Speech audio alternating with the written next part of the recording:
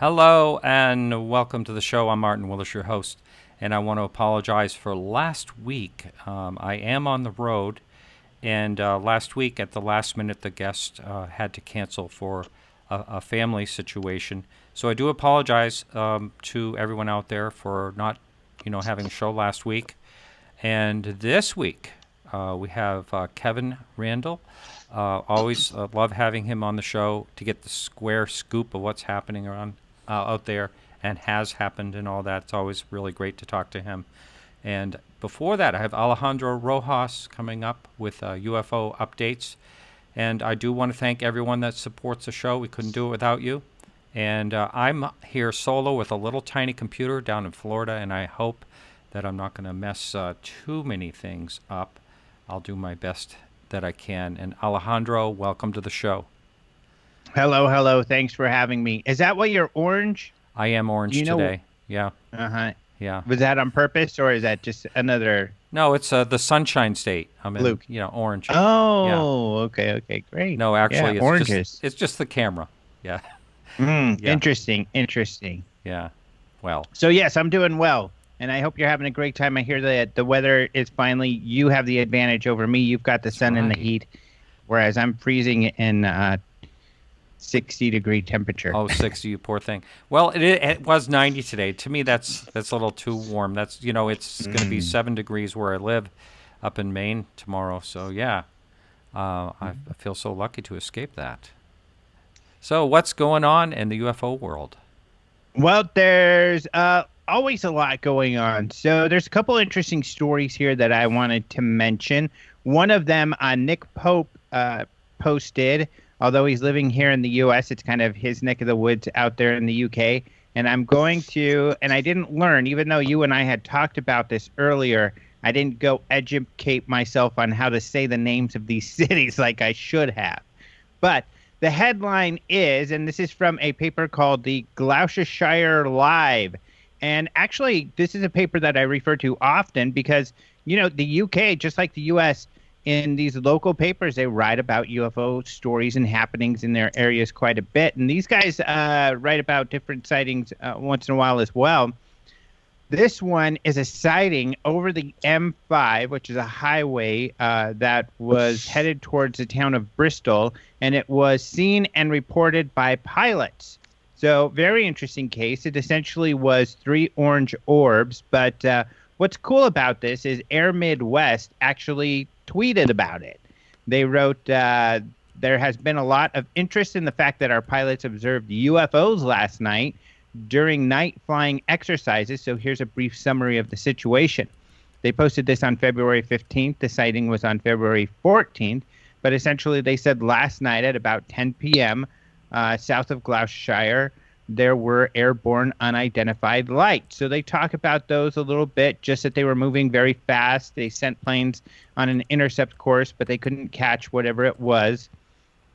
Now, these weren't jet fighters. I think these were just regular commercial aircraft. But there's also in this article on Gloucestershire Live an account from one of the pilots who just said he saw 2 large square orange lights, one on top of the other. They looked very strange to him. He did not believe they were balloons because of how fast that they moved. So this is a new kind of ongoing case in the media in the UK. That's pretty interesting. Well, we actually have someone in the chat room that's actually from Gloucestershire, and that's, well, I just said it the way it's supposed to be pronounced, Gloucestershire. According to him, he did it phonically in the chat room. Isn't that nice? That's very nice. Thank you, Gloucestershire. Yeah. And Gloucestershire. I got to get that because I reference this town quite a bit because they have so many UFO sightings. And so that is a great story. Yeah. Just because we pronounce it correctly doesn't necessarily mean, though, that people are going to be able to find it when they look out there. But you can find it in my social media, or I guess I could spell it real quickly. It's Gloucester is the name of the city. So if you put Shire. Yeah, if you get the whole name. But if you put Gloucestershire UFO, you'll find this story out there if you're opposed to going to my social media. So that's the first story of the day. Second one, this is kind of interesting. Mensa writing about To the Stars and Lou Elizondo and the whole ATIP situation. So it's very interesting. Mensa, of course, is the intelligence, organization. It's a club for people whose IQs are over, I think, 124 or 142. I can't remember exactly which one it is. Their tagline is "Where Brilliance Belong." They're not shy about being proud of their higher IQs. But they wrote about this case in a very straightforward way. They kind of just talk about how, there's been mysteries in science before, and now there are scientists, incredible people tackling this issue now, that this was kind of all brought together by Tom DeLonge, and that they have this Atom Project where they're looking at materials that they have obtained that they believe may be anomalous. But in particular, they do get a quote from someone we haven't heard from that often that's part of the To the Stars group, and that's Steve Justice. He is formerly of Lockheed Skunk Works, and Skunk Works is a team that created, the F-22 Raptor, the F-35 Lightning, the stealth planes, the U-2, the SR-71. Much of this developed at Area 51. They're the guys who built and were in charge of Area 51. A lot of that craft was inspired by the CIA or projects that were CIA-sponsored. But that also, of course, bled over to Air Force and other organizations. But so it's incredible that we have this guy with Skunk Works who is working on UFO projects. One of his quotes that I liked, he said, "To the Stars is a group of people who came together to answer the questions that most of society is afraid to ask. There's this overwhelming body of evidence that indicates something strange is going on." So essentially making the argument that UFOs are a worthwhile study.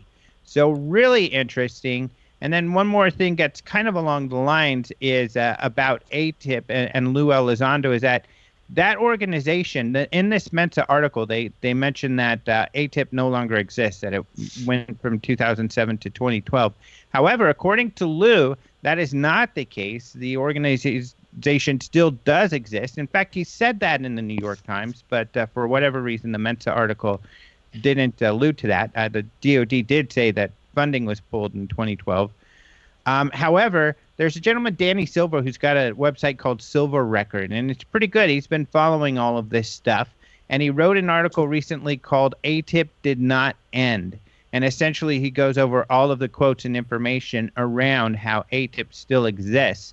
And Lou told me, and this is I think, pretty interesting. He told me not only does it continue, but that the people who are running it are very high level. He talked about kind of some of the ranks, but yeah, very, very high level individuals that are still involved with ATIP. And, it's been debated, but the key players and the people who not only worked on the program, but also started it, have claimed, UFOs were a big part of this program, looking into UFO phenomena, including, and their example was the USS Nimitz situation. So, yeah. So great stuff. Interesting things going on. That is something. It's just, I wonder what it would be so nice to know what Lou knows. Yes, it would. As far as like who's running it and all that, and what more information. It would be great if we had all the scoop, and it seems like we may be getting it slow, spoon-fed a little bit here and there, possibly. Mm-hmm. And you told me earlier today that Lou was going to be on your show, and had to call it off for a couple weeks, and he's involved in something. But you're actually going to be interviewing him fairly in the next few weeks, right? Yeah, so he can't do any media interviews for a few weeks. However, luckily before that, I am already planning to meet him one-on-one, a meeting we had already pre-planned. So he said that he'll give me a little bit of information, a little bit more that and some that can be shared when we do meet. And then once he's cleared to do interviews, he'll be able to share a lot more about like the current project. Someone had mentioned before, Tom DeLonge tweeted that they had some sort of, findings with the Atom Project that they'll be able to share in the future. So we'll be able to get a lot more information out in a few weeks. So, and this project that has, essentially delayed him being able to do my interview has also delayed the release of information for quite some time. So they're very excited to be able to share a lot more about what they've been up to in the last few months. Now, some people complain, oh, since they started, they made so much promises, but we haven't heard much. But you got to remember, it takes a long time to investigate this stuff, especially if you're dealing with materials where you have to get things analyzed and then the analysis, the data to be analyzed by another third party. So it takes a lot of time to do this. In fact, the SCU, which we talked about earlier, and Kevin Randle's a part of that, the Scientific Coalition for Ufology, those guys came out with their Aguadilla report. It took them 2 years to research that and come out with that report. So, Wow. I would argue that it hasn't been that, we've gotten quite a bit in this year or so. But it sounds like there's a lot more information to come. Yeah, exciting. This could be the year. Of course, they've been saying that for 70 years. But anyway. But you know what? You would be right the last couple of years. 2017, we Yeah. found out about the Pentagon project, or at least, into the star started. Last year, we found out tons more about it. So each year, 2017, 2018, and have been banner years for this field. And it seems like 2019 will follow up with that. It sure could happen. Hey, well, Mm-hmm. thank you very much, Alejandro. All right. Thank you. And I'll see you in Roswell, Kevin. Okay. Sounds good. All right, I'm getting ready to bring him in. All right, everyone. So hang in there just 1 second. Something's not working here. Okay, OBS troubles. Anyway, Alejandro, thank you, and we'll talk to you next week. Talk to you later. All right. So my guest, been on the show many times, Kevin Randle. He is a very prominent figure for those of you who are new listeners in the UFO community. He's written over 80 books. I can't even remember how many books he's written. We'll talk a little bit about that. He was one of the first people in there investigating the Roswell incident. He's been writing lately. He's got the go-to blog as far as I'm concerned when it comes to UFOs and getting the straight scoop. There's many times that I actually go to his blog to understand something that I'm a little confused about, which is quite often. And it's always a pleasure to have him on the show. Welcome, Kevin. I hate to correct you at the very beginning of your show. Well, I think you did that last time, so I'm used to it. Oh, okay. But I don't know why we're still hung up on this 80 books thing. No, I said at like, least. Yes, well, that 80 books was like 2 decades ago. It's like 125 now, so. All right, well, you got to get someone in there to change your Wikipedia page. I think that's what it's all about, maybe. Oh, well, that's there where you the go. information is. Yeah. Wow. So do you ever take any time off? Yes. Yeah. And most of the time I'm out snow blowing the driveway because Oh, yeah. we're in the cold weather. You're at 90 degrees. We'll be lucky. We'll be about 1, 2 below zero tonight. Ah, wow, yikes. Well, that's only temporarily. I have to go back to the snow soon, but anyway. So, Kevin, let's see. I think it's been, I think you were on last July or something like that. I can't remember exactly when. And so there's always something happening, and I see that lately you've been writing your opinion on the new Project Blue Book, History Channel's Project Blue Book, and interviewing certain people involved in that, including Paul Hynek, and also someone involved with not the History Channel, but that was also involved in creating the show, right? Well, the guy is the senior vice president for Arts and Entertainment Network, which owns History Channel. So I see, right. Okay. he's the senior vice president for scripted shows, so he was kind of one of the big wheels in getting the program to the air, I guess. Mm-hmm. So what do I personally really like the show. I know that it's there's a lot of people grumbling in the UFO community because of the facts aren't exactly it's a show based on it says based on the truth, but sometimes it's a little bit loose, and people are people that are the hardcore UFO people that want the straight scoop are a little bit upset about that. But what is your philosophy in general about how it's going? I tuned in, I think, the first week to hate it. and got sucked into it and realized that if you can separate the drama from the fact, and it's when you say it's based on real events, it's really loosely based on real events. But if you can separate the two things, that this is a drama, they're not making a documentary, and just get into it, then I find it quite enjoyable. And one of the questions that came up first was, I wondered how J. Allen Hynek would have felt by the way he's portrayed in the program. And my thought says, well, there's Hynek kids. What do they think? And I got in touch with Paul Hynek to ask him. And he said, well, my dad would have liked the show. He'd have probably got himself a big bowl of popcorn, put his feet up, and watched the show and had a great time with it. So I'm thinking if the Hynek family is on board with the program, I can't dislike it because of the way Hynek is portrayed in the program, because the family doesn't mind. And yeah, I mean, I could pick it apart, and I've done a little bit of that. The military stuff is really horrendously portrayed. They don't know how to salute. They don't understand military protocol. They don't understand how things developed in the military. All of that stuff, which you could fix without spending any money at all. Yeah, just a consultant, you know. In fact, I told Arturo Intarian, he's the senior vice president for scripted program. I told him when I had him on my show that the general in it was wearing a Air Force Commendation Medal. And I said that didn't come into being until 1958. So he shouldn't be wearing that medal. And I'm thinking, I'm probably like one of 3 people that would have caught that.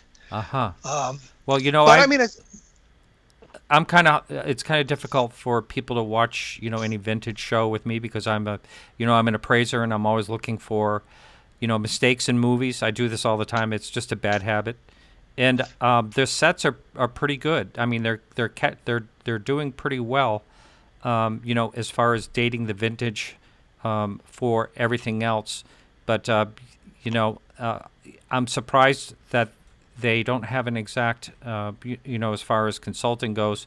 When you're telling me all these different things in the military, they must have some type of advisor, but they're missing some things, it sounds like. But it's really not them. It's everybody in Hollywood doesn't understand military protocol. They don't understand when you salute. They don't understand. The general, for example, military protocol says you don't refer to a general as sir, you call him general. Most people in the military, when they're addressing a general, they will say sir. I always went out of my way to say general to them and see if anybody would get mad at me about that. But I mean, if you haven't been in the military, spent time in the military, some of these things are very hard to understand. The protocol for saluting, for example, you don't salute on the flight line. Why? Because there's a lot of dangerous stuff going on the flight line, and you don't wear your cover on the flight line, meaning your hat. You don't wear it on the flight line because they blow off and get sucked into the engines and blow them up. Yeah. So there's all these little things like that. But on the other side, when you look at it from a perspective of having served in the military, some people do that sort of thing. They don't understand. They're new to the military, or they forget about it, or they're not used to being around the aircraft and that sort of thing. You know, there were things we did as a pilot. We did that. Well, the best example is I was a warrant officer, which is a rank between the top-ranking sergeants and lowest officers. And one day my co-pilot was a first lieutenant. Well, on the ground, he outranked me, but in the aircraft, I outranked him. We were flying a colonel around to check on various fire support bases, and the colonel refused to talk to me. He would talk to the first lieutenant, and the lieutenant would point to me and says, he's the aircraft commander, you've got to tell him. And so, I mean, that's kind of something that is a little bit bizarre to aviation, where you would have the junior officer actually being the aircraft commander and the more senior officer being the co-pilot. And at one point we landed outside a fire support base, and I wasn't going to stay out there with the aircraft because we were outside the wire, and I wasn't a safe place to be. So we walked inside. We had the guy, Sergeant Major, with us. And he saw the colonel walking to the aircraft. He said, we got to hurry, or the colonel's going to the aircraft. And I said, he's not going any place without us. So, you know, but that sort of thing, you know, I look for that, but I understand that Hollywood just doesn't get it. So I suggested to them they find a military consultant, and it wouldn't really have to be somebody that was there all the time. They could do it via Skype, call the guy and says, is this a uniform set up properly, and that sort of thing. Yeah. I wouldn't be surprised. And for the people that don't know this, they just got an okay for season 2, so Yes, it's going to yes. be going another season. So those And out the, there the that other hate it are going to have to hate it a little more. well, the other thing he pointed out is they didn't know how long the show was going to last, meaning they were going to go for 10 episodes. But if they expanded beyond that, then there were things they could do, but they didn't know that. So when they began, they have a character named Quinn, and he's sort of an Ed Ruppelt type guy. And the way it was explained to me is, but we didn't know where we were going to go on. And if we had Ruppelt in there at the beginning, and then of course he was only there for a short time, then we move into like Snyder and I forget the other guy's name, who were rabidly anti-UFO and or lackadaisical in the job, so they didn't care. So they created this Quinn guy to kind of take the role of the Air Force officer running because they're all over the time frame as well, run the Air Force end of it. And then, of course, Hynek started at the very beginning and goes up into the 1960s with his consulting work with Project Blue Book.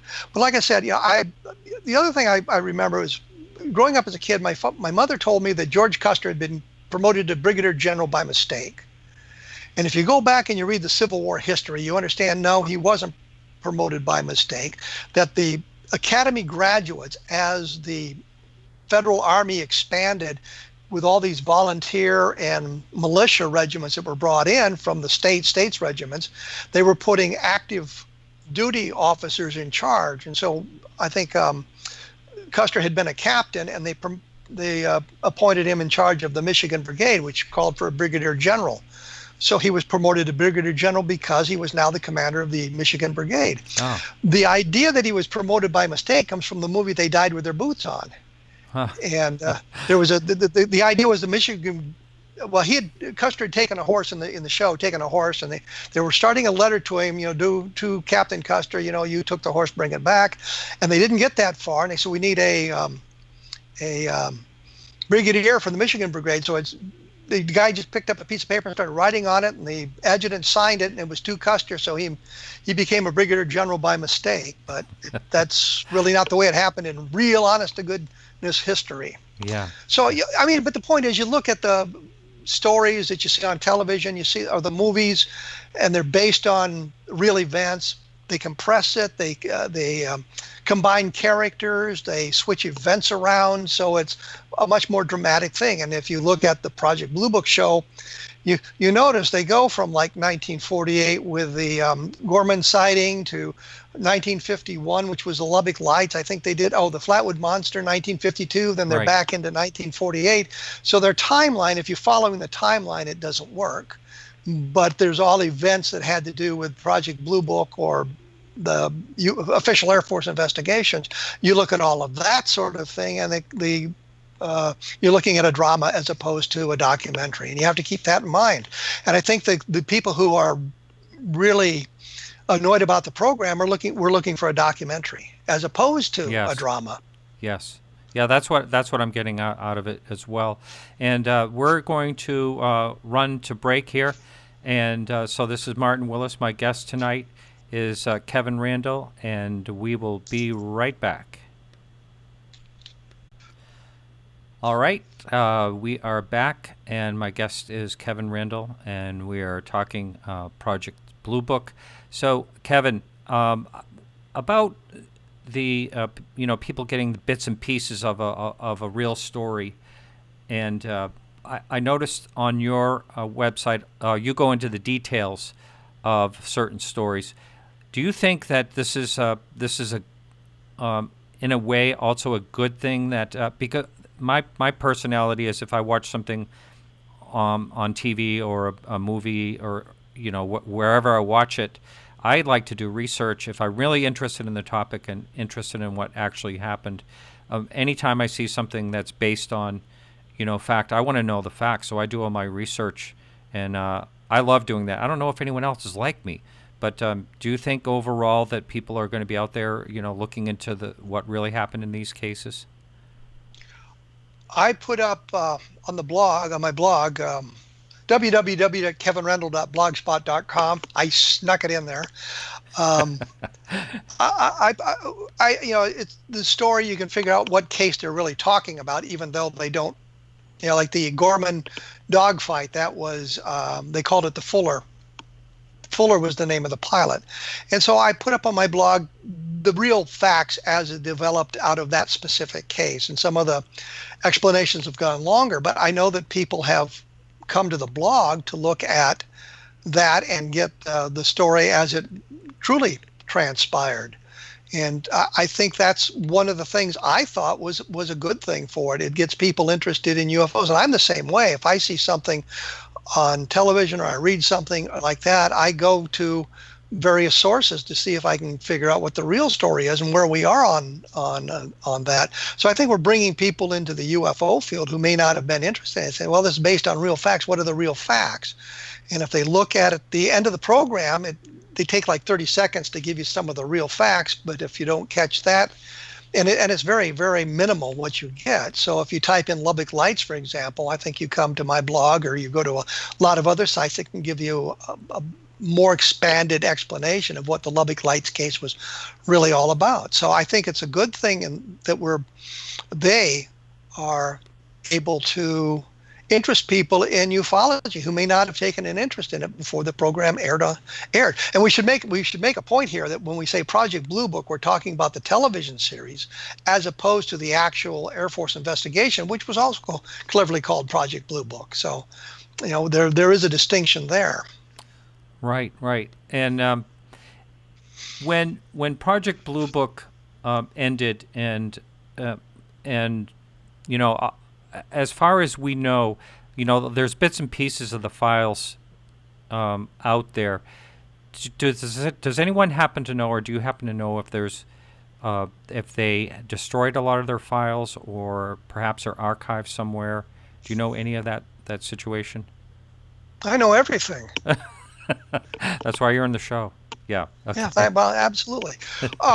What happened is, as they were cleaning out the offices in 1969, I interviewed a guy named Carmen Morano, who was technically the last officer in charge of Blue Book, and it kind of devolved to him. He was a first lieutenant, and his job was to get rid of the stuff, and he thought a lot of it should be saved. So he saved it himself. They did put it together into an archive. It went to Maxwell Air Force Base, which was the Air Force Archives was there at one point, and it probably still there. And then it went to the National Archives. What happened was they had all of this material. Jack Webb was going to do a program called Project UFO, which is essentially Project Blue Book, and he paid to have the files microfilmed. So Air Force officers went through them and took out the names of everybody. It redacted an awful lot of the stuff. I had been to the Project Blue Book files at Maxwell Air Force Base right after they were released, and that hadn't happened yet. The files weren't redacted. One of the things that Bob Cornett, I'd gone down there with a friend of mine, Bob Cornett, and I did was we wrote down all the cases, all the unidentifieds with the names. We could put the names back into the unidentified cases. If you look at the case files on some of the cases, there'll be newspaper clippings at the end. Those weren't redacted, so you could put the names back there. And the best one I saw was they had done an interview with Kenneth Arnold about his sighting. Mm-hmm. It was a telephone interview, and they had the initials of the officer and Kenneth Arnold, K.A. They'd gone through and they had crossed out all the K.A.s throughout the entire transcript. And on the front page, in letters that had to be a half-inch high grease pencil, it said Arnold case. So you knew what it was all about. Right. The point simply is to answer your question. Yeah, the stuff was saved. Carmen Morano saved a lot of stuff that was not classified that had been used by various individuals in desk drawers as opposed to the official filing cabinets. The stuff has all been microfilmed. You can find it on the internet. I've got a complete set of the microfilms, and I've got pretty much the whole thing on digital copy as well, so I can search stuff pretty easily. Fold 3 has the stuff there. Fold 3 is a history site. You can join for free and access the Project Blue Book files because they're public records, so you can access them. So you can see a lot of the stuff. So the stuff is there. Morano, the interesting story, a guy named Rob Mercer would go to Craigslist to look to see if anybody had put any UFO stuff up. And he found somebody who was selling a box of Project Blue Book material, and he spent the $100 to see what it was, and it was most of the files, duplicate files, of the Lonnie Zamora sighting from Socorro of 1964. Mm-hmm. And he talked to the guy who'd found the box. He said the guy had said, "Well, I was at a garage sale. I was buying this wood. I paid him that. They told me to clean it out, and I came to this box of UFO stuff." And they didn't know who belonged to or anything else, so I put it up on eBay. Mercer bought it. Mercer, through a wonderful piece of detective work, was able to trace the box back to the house, learned who owned the house, which was Carmen Morano, the last guy to be in charge of Project Blue Book, traced him to his home and talked to him and found out there was additional stuff that Morano had saved, hadn't looked at it in decades. And he says, "You can have it if you want." So Mercer got all of this stuff. But the interesting thing is, so you can compare the, I guess you can say, sort of the unofficial documents from Blue Book with the official files and see where there are gaps and where there are changes and things like that. But it's a long-winded to say, yeah, the Project Blue Book stuff exists. And I think most of it exists. I don't think they got rid of a lot of it. They got rid of some of the stuff in the beginning.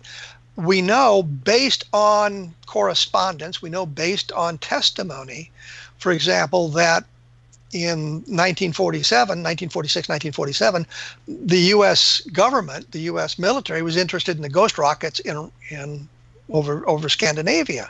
And they gathered a lot of that material. It does not appear in the Project Blue Book files, although there are references to it in the Blue Book files.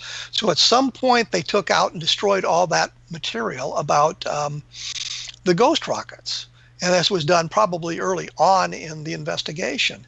There are other things. There are cases referenced in the final reports of Sign and Grudge, but the cases aren't in the Project Blue Book files, and there's nothing about them in the Blue Book files, yet they're referenced in the Grudge reports. So you know there were documents created about that, and the documents have since disappeared.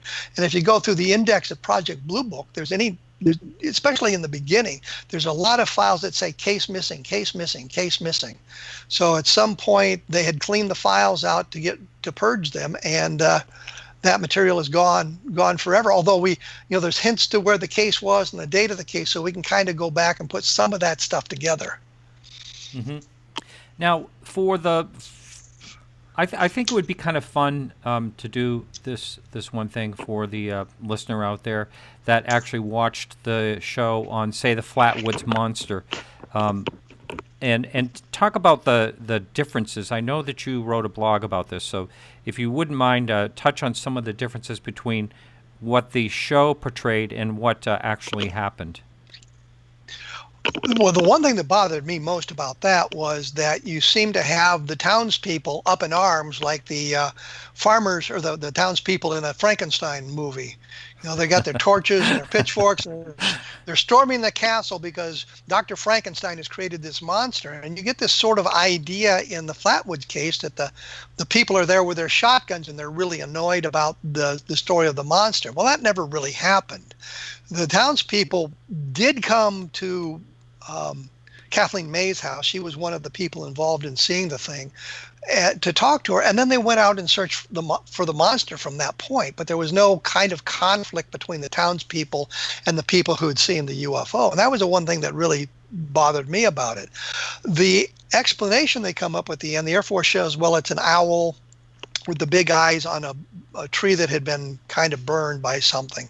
And that was kind of the Air Force explanation, and the way they showed it in the program kind of made sense because it really did sort of look like a monster, but it really was an owl in a tree. I'm not sure that that's a legitimate explanation. But they take a lot of liberties with the case. They change the name of the people, obviously. I think at the end of that case, somebody committed suicide because they wouldn't listen to her. She jumped out of the hospital, and that sort of thing. Those things didn't happen. But they're also creating a drama here, and I thought that was a little bit over the top, but it was part of the drama. So the case was, it really didn't have the conflict between the townspeople. There was a certain amount of ridicule directed at the people that saw the UFO or what the monster, that sort of thing. But you get that in any UFO case now. There's a great deal of ridicule directed at people who report that sort of thing. And you look at the mainstream media, and their idea is, and it's changing now. I see them being much more consistent with their reporting, much more accurate with their reporting. But for the longest time, it was the idea that I'm too sophisticated to believe in flying saucers, but I'll let you ramble on, and then I'll make fun of you when we're done here.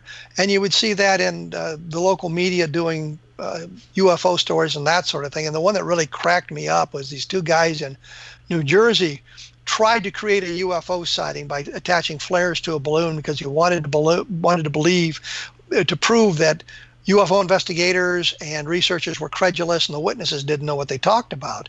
And when you watch the stories as they unfolded on the TV, you'd see the witnesses actually being very credible, explaining exactly what they see. You saw a reporter at one point saying, well, the UFO its lights seemed to be flashing. And the woman they were interviewing said, no, it was passing behind a tree, and it was wintertime and at nighttime, so you didn't really see the tree, but you saw the lights blinking, and she was able to explain what that was. I thought, well, that's very good. She's explaining exactly what was going on. And these two guys were attempting to create this. But the one that got to me was the reporter going to a little girl eating a lollipop and says, what do you think about the aliens? I'm thinking, nobody said a word about aliens. Nobody said a word about anything. And and the person you go interview is some 7-year-old girl with a lollipop. You can't interview a UFO researcher. You can't interview the witnesses, but we can find a little girl with a lollipop and put the idea of aliens in her head. But I see we getting much more legitimate reporting now. The New York Times was very kind to the announcement about Blink 182's UFO investigation. I mean, they treated it as a legitimate story, and I see more of that going on in today's world. Yeah, I think a lot has changed in just since the Pentagon article came out. It just seems so much more I don't know, easy to talk about.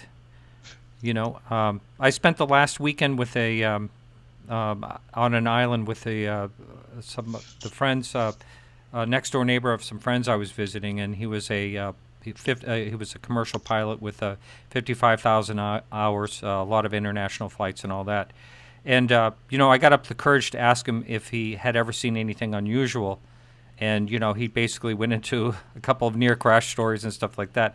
But I still have, in certain mixture of companies, kind of a hard time, bringing up, hey, what do you think about UFOs? Sometimes I feel comfortable with someone and can say it, but it's still a little bit of that, that pressure not to go there. Well, when we deployed to Iraq, I mean, almost everybody knew that I was the UFO guy.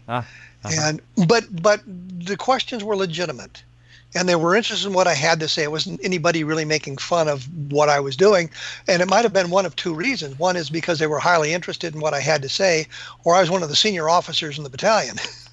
So yeah. they were a little bit intimidated by it. But one of the interesting thing is, while in Iraq, we had satellite feeds, satellite television, and we got the History Channel. And a couple of the NCOs came up to me one day and wanted to know if I had a brother.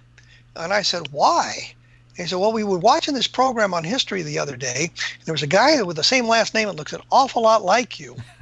And I said, yeah, that was me about 10 years ago.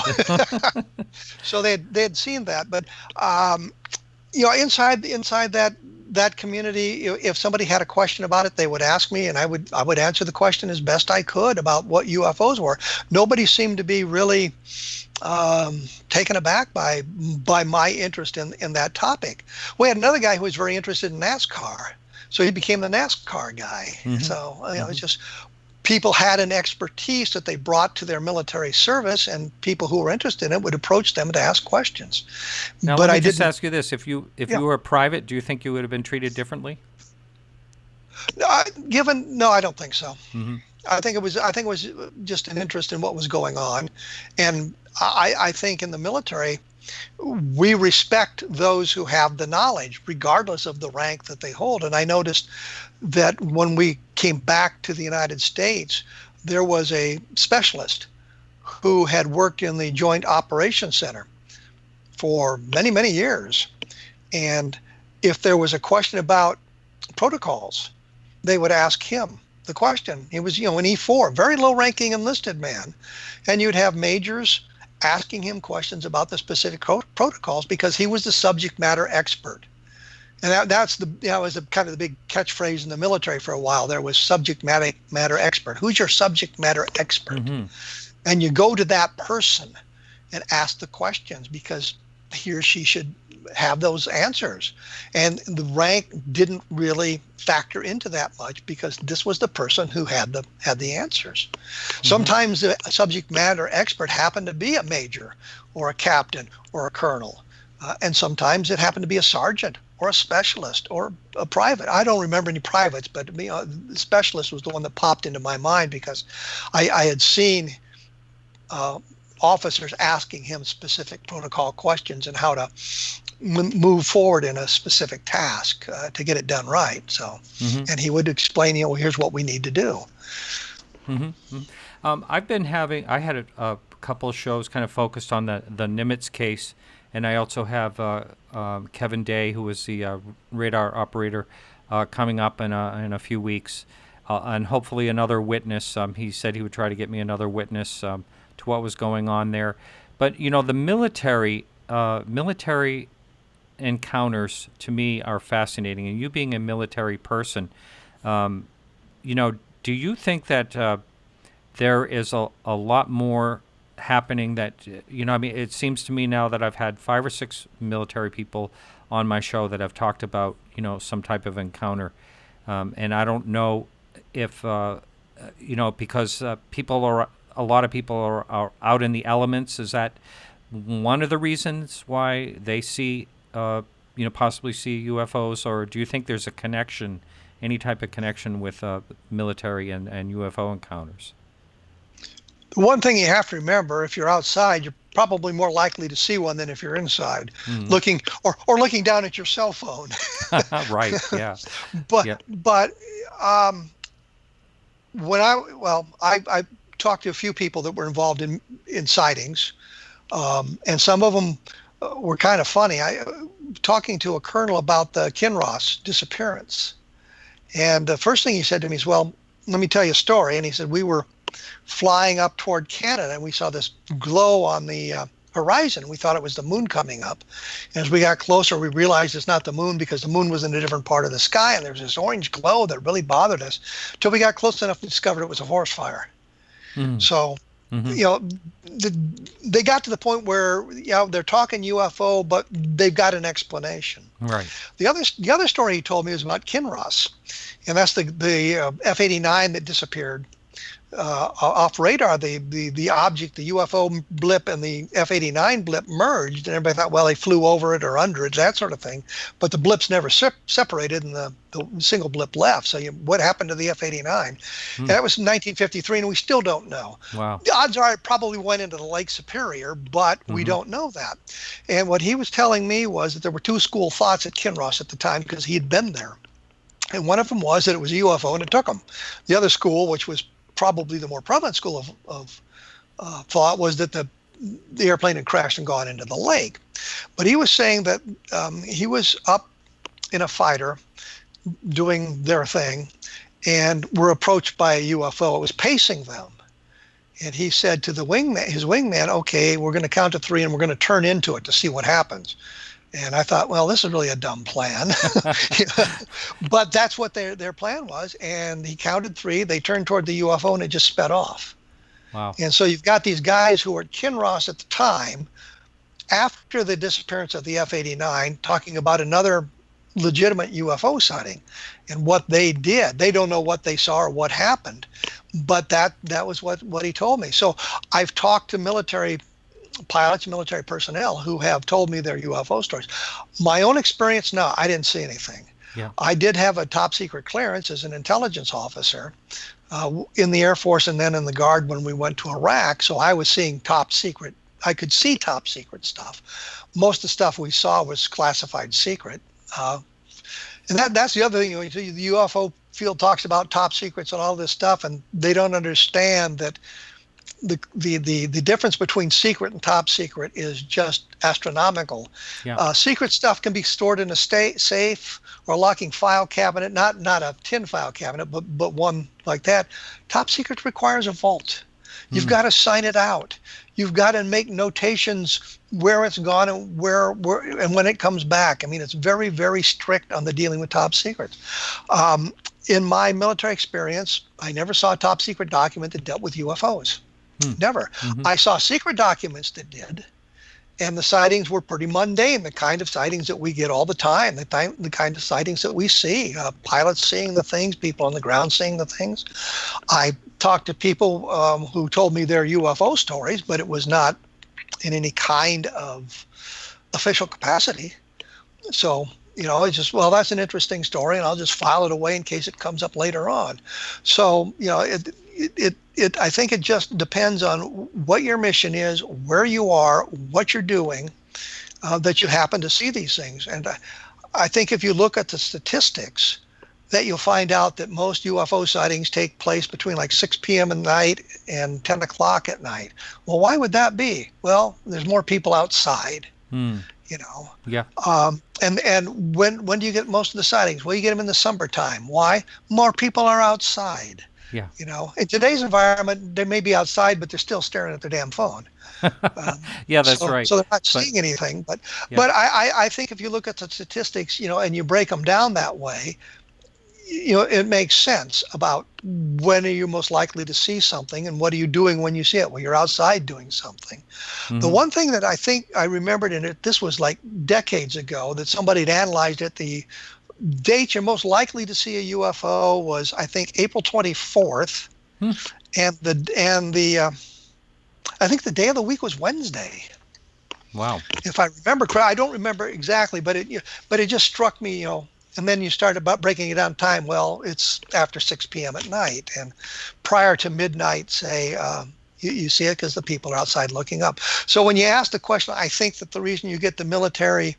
Part of the reason you get the military pilots involved, of course, is the Air Defense Command and the requirement to check on aircraft penetrating the air defense zones around the coastal areas of the United States. So if something penetrates that and is not a commercial flight, and it's not a flight that has been logged on through the various ways you do those sorts of things like the FAA, then the Air Force scrambles to take a look at it to see what it is. Oftentimes, most times, it turns out to be a commercial aircraft that's off its course, or somebody didn't file the proper flight plan. When I was in flight school, and I didn't know this because I was like 18 years old, but we were flying the darn TH-55, which has a service ceiling at like 12,000 feet.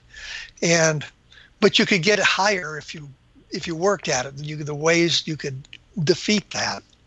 And I think I got up to 15,000 feet once and then came down from it. And I realized a little later that the FAA requires a flight plan for everybody over 14,000 feet. So I was in violation of FAA regulations unknowingly, but I don't know if I came up on radar and then disappeared or what exactly happened.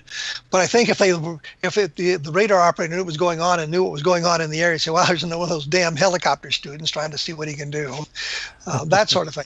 So, I mean, you look at that sort of thing. So you'd expect the military pilots to maybe see something more often. Pilots who fly late at night may see something more often because it's much easier to see the things at night than it would be during the daylight hours.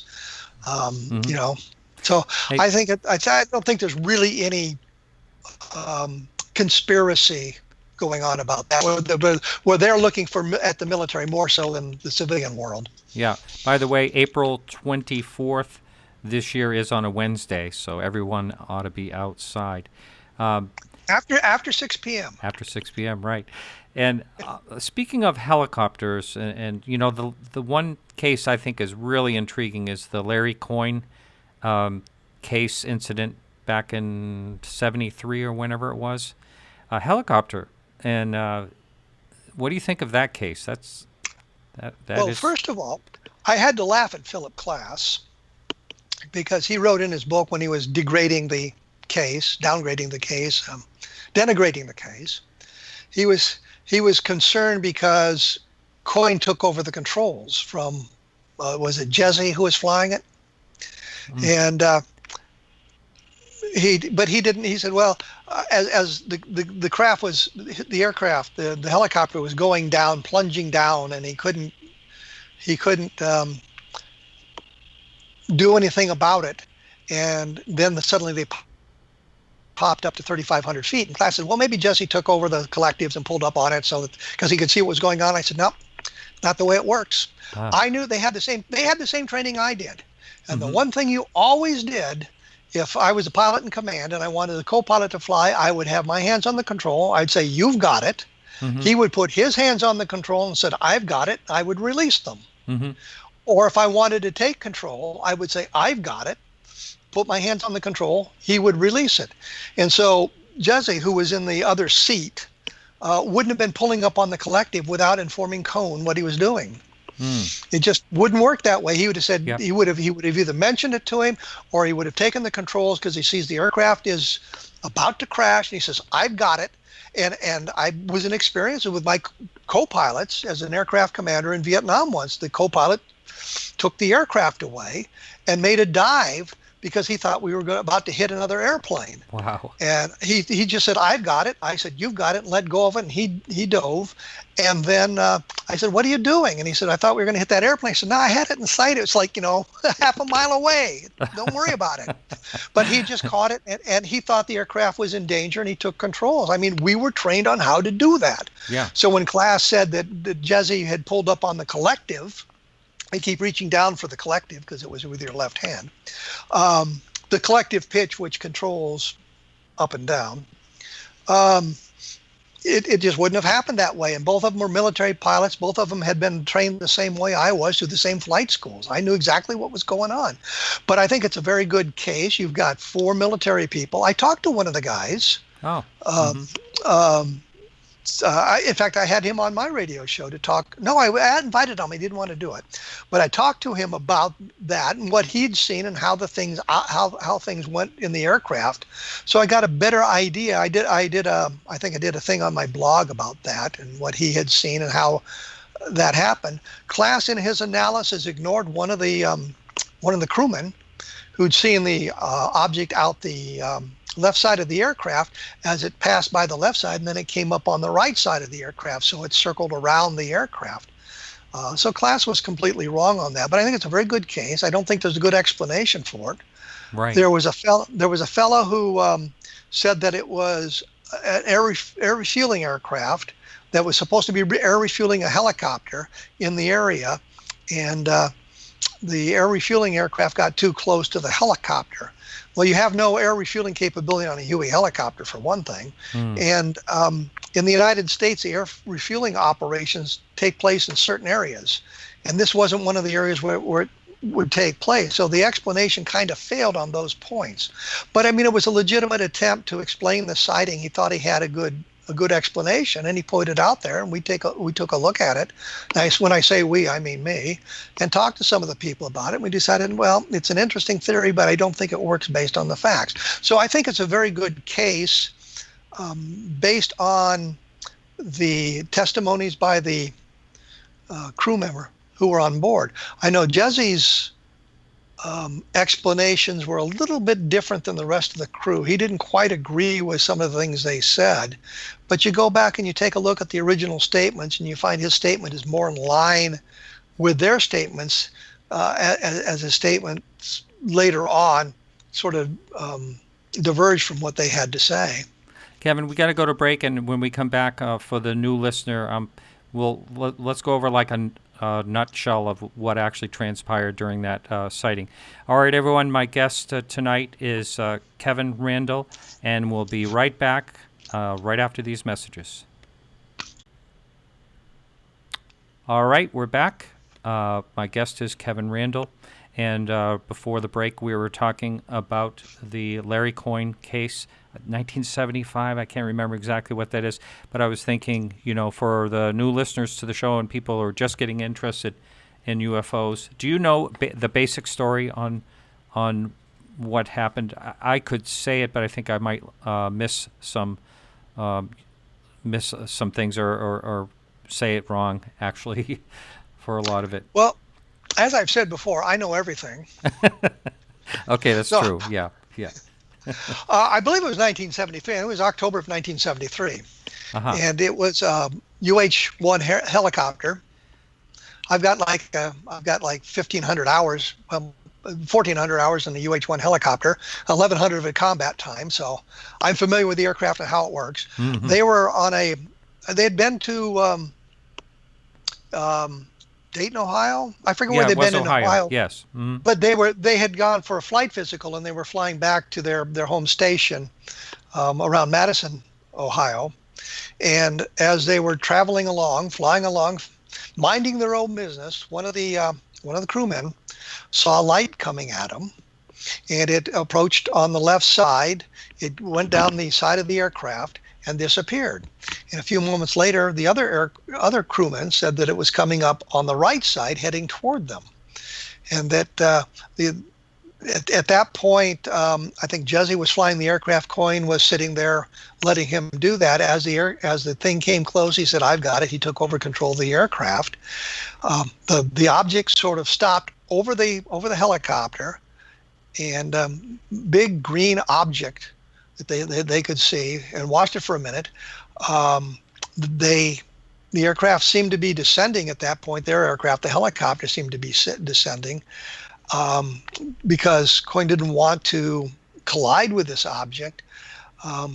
Then there was some kind there's some kind of radio interference as well. They had been talking to the Mansfield airport, and they lost radio communication with it. So because they were asking if there's other traffic in the area, meaning other aircraft in the area. And the object then shot off, and as it did, Coyne noticed they were in a climb, and he couldn't arrest the climb. And I know what you do in a situation like that, you put the collective full down. And if that doesn't work, you roll off the throttle to what was called the flight idle detent. And if that doesn't work, the last thing you do is kick the pedals out of trim, or the aircraft out of trim, so it would fall faster. That wasn't working. I don't know if you went through all those procedures or not. I had a situation where, flying in a formation, I was in the slot position, and there were aircraft on each side of me and behind me, and we were descending into an LZ, and my aircraft was floating. And that's what I had to do. I rolled off the throttle. I had the collective pulled on and rolled off the throttle. I kicked the pedals out of trim. And as that happened, I was able to stay in my position and fly. I couldn't brake either way, which is what I would have done. And we got close to the ground, the lead flares out, and everything was okay. So I speculate that Coyne had done the same thing, trying to get the aircraft to stop. He said he felt a thump. They were 3,500 feet. He felt a thump, and he was able to regain the control of the aircraft, flew on to their home station, landed, and made the report about what it was. Said the compass was spinning wildly. I think Jesse said they replaced it. It was a magnetic compass as opposed to ADF. And I think Jesse said, we replaced the compass. But Coyne said we did that. And one of them said it didn't work properly still. I think Coyne said after they replaced it, it worked okay. Jesse was saying it didn't work properly the second time they replaced it because there was some kind of interference in the aircraft. And I know when you put a magnetic compass in an aircraft, you have to do what they call swinging the compass, which means you align on airfields. There's what's called a compass rose. You set your aircraft down there, and you use that to align magnetic north so that you know exactly you know where the compass is, so it's magnetic north. And the compass was spinning. I think Jenny Zeidman learned that after they had replaced the compass, it worked okay. So another effect of being close to the UFO. There were some people on the ground that saw the green light and saw the helicopter and that sort of thing. So there were witnesses on the ground as well. So it wasn't just the air crew, but all the air crew, but other witnesses saw the thing as well. There was no radar return. But in today's world, with stealth aircraft, who cares? Stealth aircraft kind of renders that the no radar return argument moot. So that's kind of the basics of it. Yeah. You covered that really well, and that's a real good one, I think, and very scary. You talked about that military. I forget what aircraft was where they merged, or it looked like they merged on radar, and probably went into the lake. That's what reminded me of this, because it was almost like they were going to be abducted, the whole unit. In a way, it was similar. Well, there's any number of aircraft who have disappeared chasing UFOs, and there's other encounters with UFOs that cause some kind of problems with the aircraft. Interestingly, I've noticed, we have the stories of cars being stalled by close approach of UFOs. Yeah. The engines are stalled, the lights fade out, and the radios fade away. We've had close approaches of UFOs to aircraft where it has affected the electronic systems, the avionics of the aircraft, and yet it doesn't stall the engines. Isn't that something? And yeah, you think back to the day the Earth stood still, where Michael Rennie is going to have to figure out some kind of demonstration of power. And Sam Jaffe said, well, a little demonstration. I don't want anybody to get hurt. And so he shut off all the electricity. But they said even the exceptions were interesting. Airplanes in flight, hospitals, things like that, didn't lose their electrical power. It was just everybody else.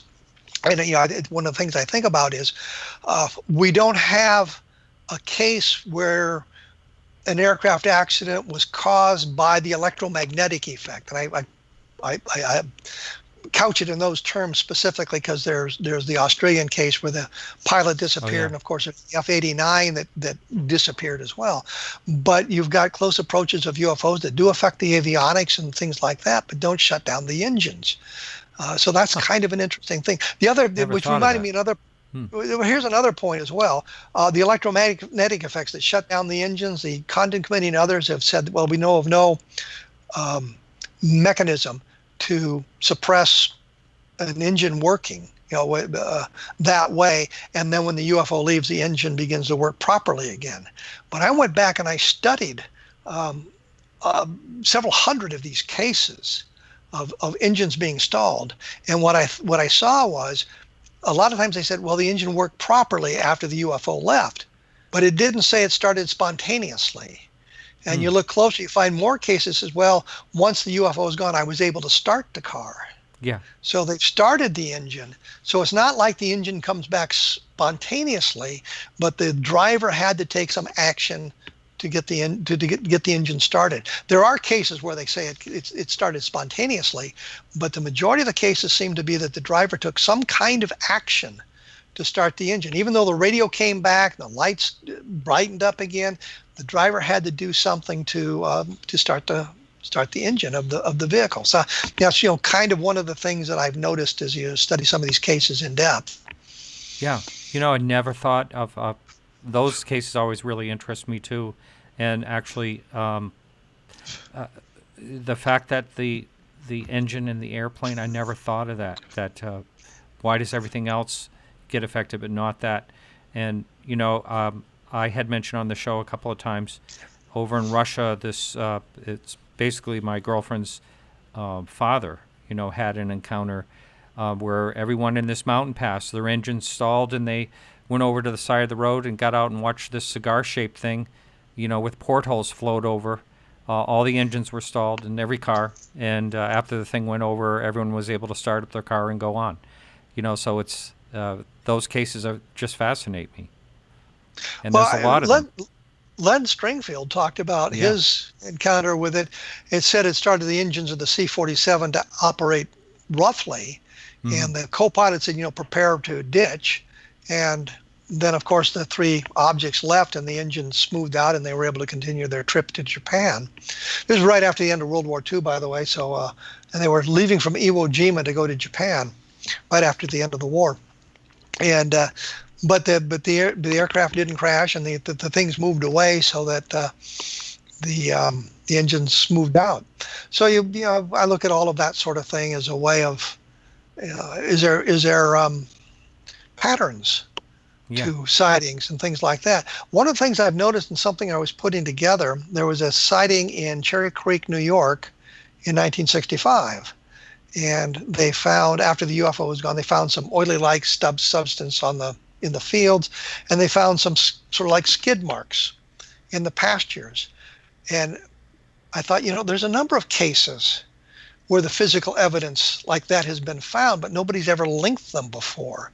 And it got me to thinking, we need a big database, a big spreadsheet where you can quickly look at that sort of thing. But we mentioned the Flatwoods case earlier because of the Project Blue Book. In the real case, they did find some skid marks on the ground and some oily substance left behind. So we've got this case from 1952, and now we have a case from 1965 where the same sort of thing is gone. There was another case called the Tin Can Man from Minnesota, I think also in 1965, where they found an oily substance. And there's another case where they found the skid marks and the oily substance. And I can't find the case because I didn't write it down at the time because I just noted it, but I can't find it. I'll have to go back to the files to see if I can find the specific case. But and then I started looking for cases like that where you've got skid marks and, like 2 feet long, 3 foot long marks, maybe side by side, parallel, or one after another, that sort of thing in the fields where the UFOs were seen. And, I don't know if anybody's ever put that kind of thing together. Was it Ted Phillips had done an analysis of landing traces where he put it together. I think he had 4,000, 5,000 cases. Right. And he said, yeah. if you tell me the landing gear, I'll tell you the shape of the object. So that was kind of an interesting thing for him to say. Or if you tell me the shape of the object, I'll tell you the kind of landing gear it had. And so he was able to deduce a pattern between the shape of the object and the landing gear patterns that you would see if there was landing gear patterns left behind. And he had about 4,000 cases.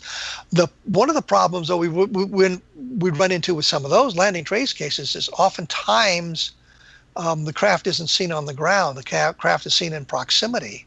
And so there's an assumption that there's a correlation between the markings on the ground and the craft seen in the sky. And that may not be a valid scientific conclusion to draw.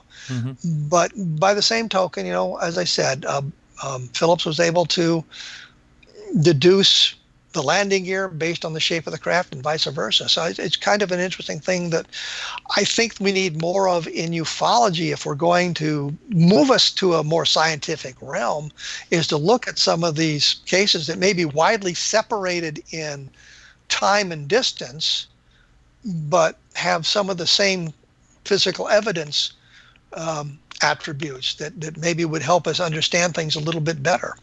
Yeah, I think things like that should be noted. It reminds me of, I know there's pictures of a very unusual craft that are something like 20 years apart. I can't remember. One's in France, and I just can't remember where the other one was taken.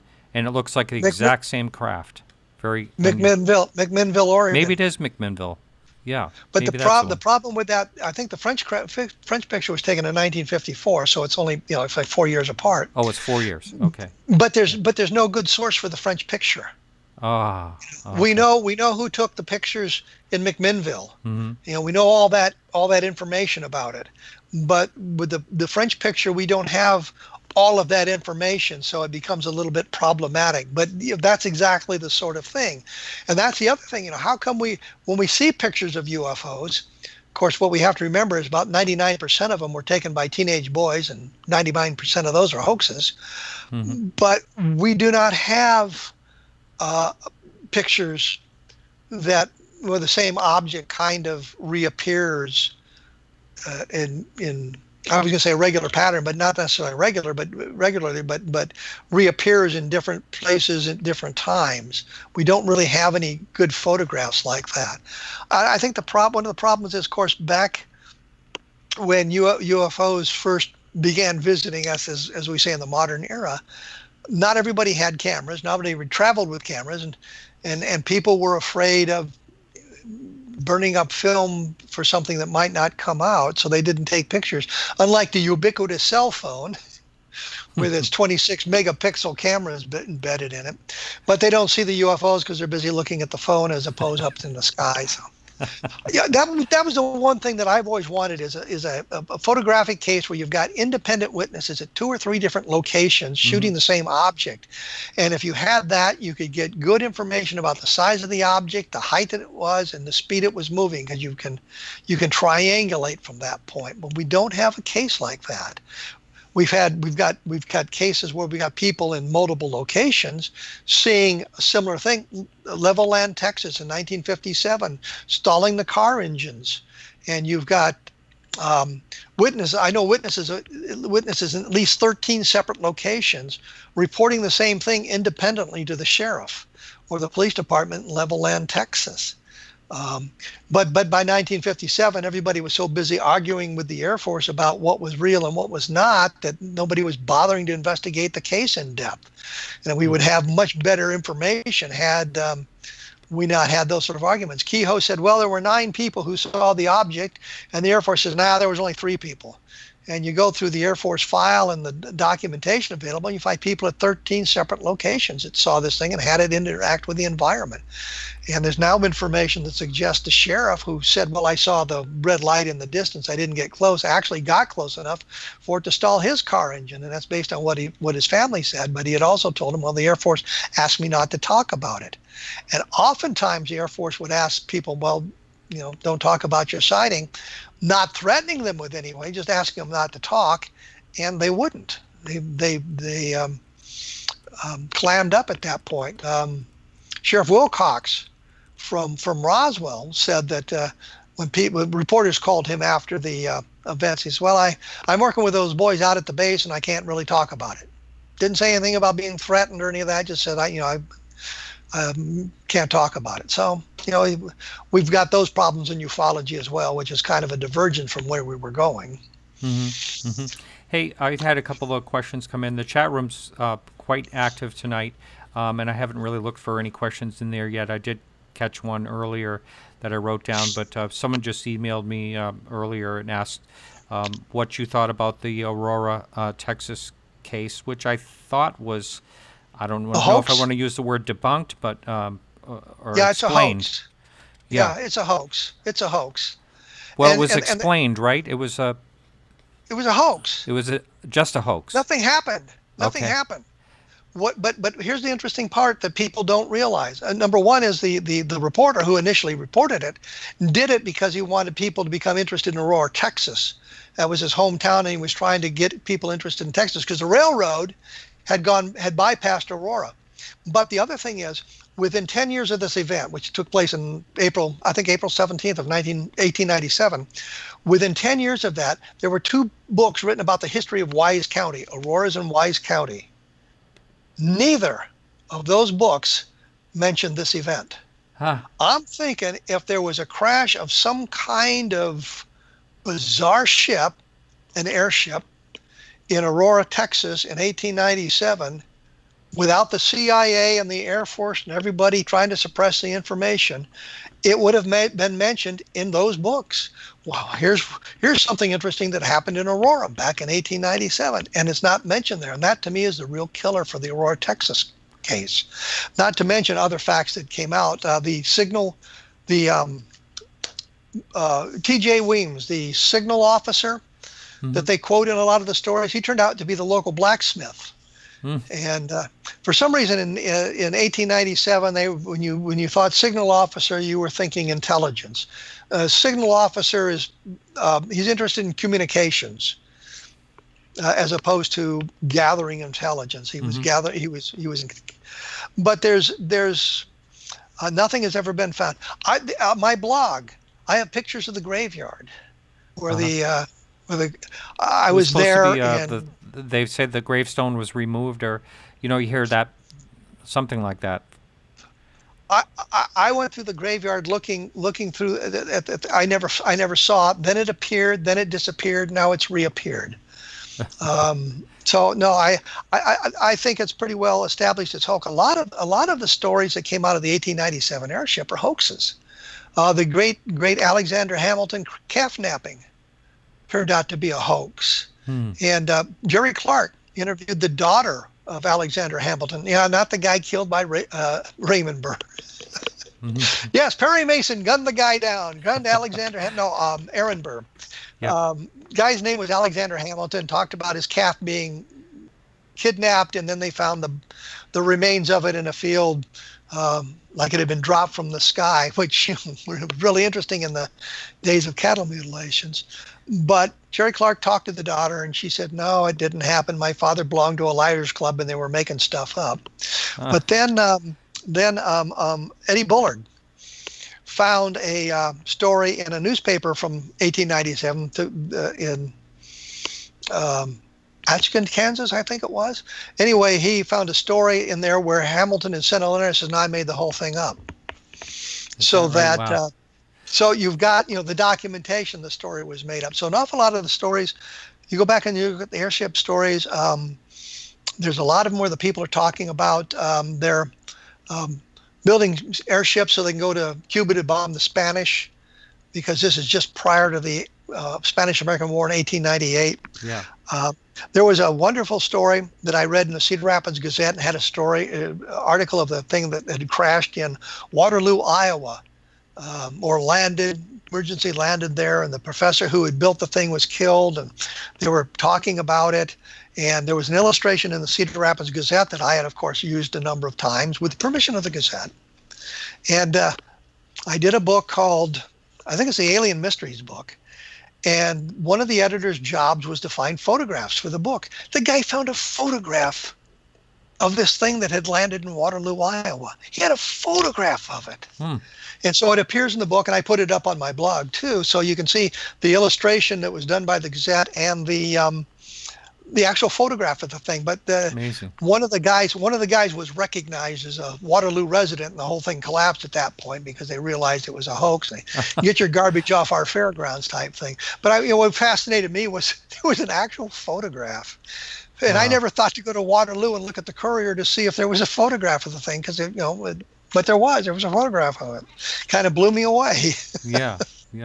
What are, along those lines, are there, because what happens is sometimes once a story is out there, it's out there so long that people just take it as fact, without really looking into it. Are there some other fairly sizable stories like that you're aware of that are, like, for instance, I'm trying to remember, it was an early one that was claimed to be a hoax, right after the Kenneth Arnold sighting or just before it. Maury Island. Yeah, Maury Island. Is that a hoax? Do you know? Yeah, absolutely. Yeah. See, there's a couple like that end up being hoaxes, and that's another one that almost is down in UFO lore as a solid case. If you go back and the wonderful thing with the internet is you can check all of this stuff out now. And what you have to do is look at multiple sources. You can't find a single source and read about Maury Island and determine, well, that's the truth. You have to look at multiple sources and see what they have to say, and compare all that information and documentation, and then decide for yourself whether it's a hoax or not. I believe Maury Island is a hoax. It turns out the harbor patrolmen, which gives them some sort of status, were not harbor patrolmen.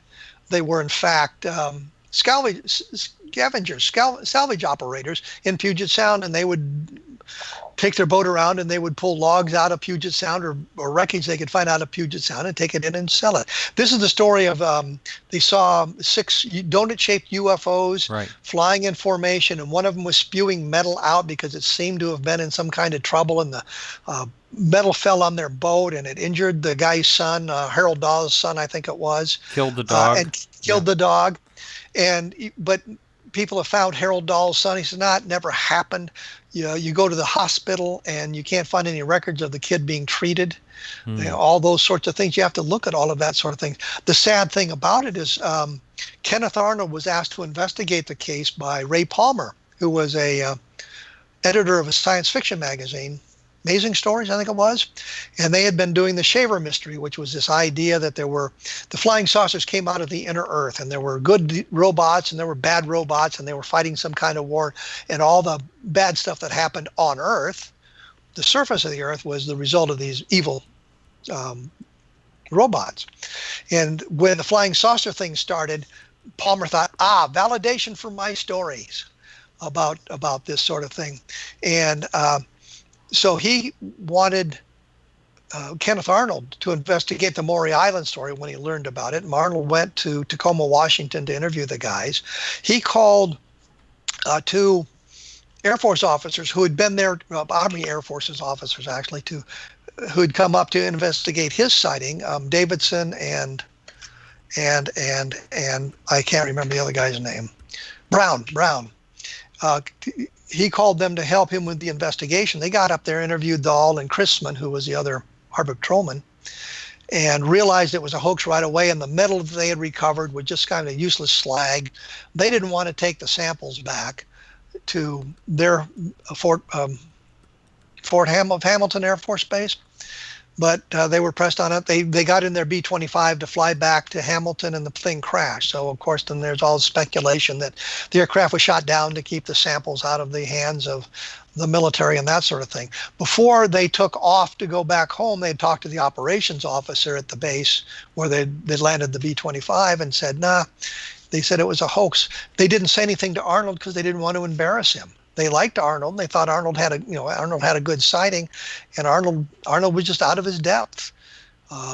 And so, that Maury Island turned out to be a hoax. When you began talking about it, the sighting that came to mind was the Charles Whitted sighting from 1948, where the two airline pilots saw a cigar-shaped craft shoot by them with a lighted cockpit and square windows along the side.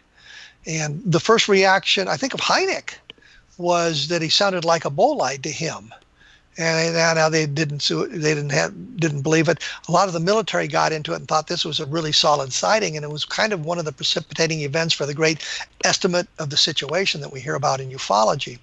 In 1968, I think the Zond 4 re-entered. It was a Soviet spacecraft, and it fell and it broke up.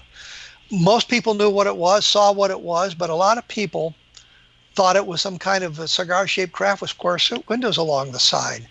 And what happens is the thing begins to break up apart, and it strings out. You get this idea that it's a cigar shape with windows along the side. And some of the drawings that were made of the Zond 4 reentry, in which we know it was, resembled to a great extent the drawings made by Childs and Whitted. I think that case, which was, I guess, one of the foundations of the UFO field, is now explained as a bolide. There was on YouTube something called Meteor Compilation. I think it's 3 minutes and 19 seconds that I found. And what it was, somebody put together meteor falls that had been recorded on video. And you look at some of those and you're thinking, as a thing breaks up and the lights begin to string out, if you just catch a glimpse of it, well, in psychology, something called gestalt, where you put all these things together in your mind. You see an image, even though there's no image there. You try to group the whole thing together. So if you just get a quick look at it, it's going to look like a lighted cockpit with square windows along the side. And I think that's a legitimate explanation for Charles Whitted, which does not diminish the UFO field at all. It's just that here we have an explanation for this case that was basically unexplained. For the longest time, at least in the world of the ufology, the Air Force wrote it off as a bolide, then changed it, and then wrote it off as a bolide again. But I think the point is, in that respect, the Air Force got that one right. Mm-hmm. They were right on that one, but that's a case that was kind of a classic UFO case that we now have, I think, a legitimate explanation for. So we can look at those sort of things, and that's the thing we have to do, is go back and look at these things carefully. When you get back to 1897, you have to remember that the reporting there was a little bit looser than it is today. And then I think, fake news, and I mean, we see example after example that in today's world where the reporters just run off on tangents without knowing the full story. And after days, we begin to filter things out and realize what's going on. But in 1897, it was the Hearst Corporation was pushing for a war with Spain.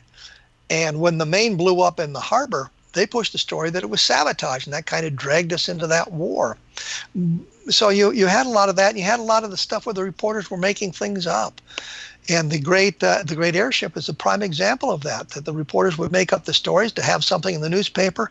There were telegraphers in Iowa who kept the story alive. One telegrapher in a town would say, well, it's over here and it's heading toward the next town. And pretty soon the telegrapher there would come on and say, yeah, it's over here. Now it's heading to a different town. And so they would kind of track it around the state of Iowa, but it was all made up by the telegraphers just having a little bit of fun. Now, and the I remember was that the late 19th century? That was 1897, the great airship of 1897. Jerry Clark and I disagree on this. I think it was all bogus. I don't think there was ever an airship. Jerry Clark thinks there was a core of good sightings that came out of California in 1896 that kind of sparked this. I think Jerry's wrong on that, and Jerry thinks I'm wrong. So it's one of those things where we disagree, but we can disagree as gentlemen and say, well, we'll have to agree to disagree. But I think the 1897 airship is basically the figment of a lot of people's imagination and a lot of hoaxing going on. People just having a good time with the stories. Right. One thing I forgot to explain at the beginning of the show, someone just asked in the chat room, is why is my show Monday night, and why is it later? And I never even mentioned that. So, yeah, it was you. It's my fault. My fault. Yeah, but that's okay. I looked at it this. I look at it this way. It's always great having you on, and I don't mind accommodating you in this certain circumstance. So. Yeah. Well, I appreciate that. Yeah. But Tuesday nights, the 7 o'clock hour is just, I can't do it at 7 o'clock on Tuesday nights. Yeah. So it was my fault, and if we could have done it an hour later or whatever, that would have been fine. But Tuesday night just didn't work for me. So yeah. And I appreciate the accommodation too, by the way. Yeah. Doing this for me, helping me out. Well, it seems like we have a lot more people on YouTube. Maybe it's a good time spot. Maybe you help me discover something. I'm not sure. Someone wrote early on when we first started the show, they wanted you to, and I think you've talked about this on a show, maybe not the last one, the time you were on before, but what your thoughts are about Roswell now. That's what the question is. Yay, give me a chance to promote a book. I did a book called Roswell in the 21st Century, which is available right now this minute on Kindle. You could be reading it in 30 seconds. But what I did was I looked at the Roswell case as a cold case, gone back to all the witnesses, gone back to the documentation, gone back to everything that I could find on Roswell, looking at it as dispassionately as I possibly could, and then put it all together in the book. And I think that while in the early 1990s, a lot of us thought that Roswell was a very robust case with a lot of good stuff, since that time, a lot of the witnesses have blown up. A lot of the witnesses proved to be less than candid with their descriptions of what they saw. We haven't been able to find any documentation. I'm concerned that we couldn't find a diary. Somebody kept a private diary that explains some of this stuff. Although Denise Marcel and some of the Marcel family said that their grandfather, Jesse Marcel Sr., did keep a diary, and it's in their hands, and they're doing various testing so that when the skeptics say, well, you guys just wrote this last week, they can say, no, here's the evidence that showed that this diary was completed in the 1947, 1948 time frame. We did find one diary kept by Ruth Barnett, which has to do with the planes of San Augustine crash that was brought into the Roswell case. No mention of anything on the plains of San Augustine in that diary, which was very disturbing, suggesting that we got the time frame wrong or nothing happened for some reason. Barney Barnett was spinning the tale. But we never found anything like that. So I looked at all of this and put it together as best I could in the book Roswell in the 21st Century. Looked in depth at the Project Mogul explanation, which I am absolutely astonished that we have a document written by the man who was in charge of Project Mogul, Albert Crary, Dr. Crary, who says on the flight that supposedly landed on the Brazil Ranch and explains the whole thing, wrote on the date June 4th, no flight today. Yeah. Excuse me, doesn't that pretty well rule out Mogul, I think? That sort of thing. I looked at the MJ-12 documents in depth, looked at a lot of these sorts of things in depth, tried to put the story together at best I could based on as it is a cold case.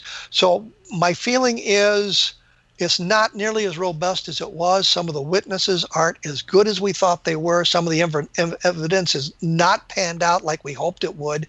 And when we get right down to it, we're left with no explanation for what fell at Roswell.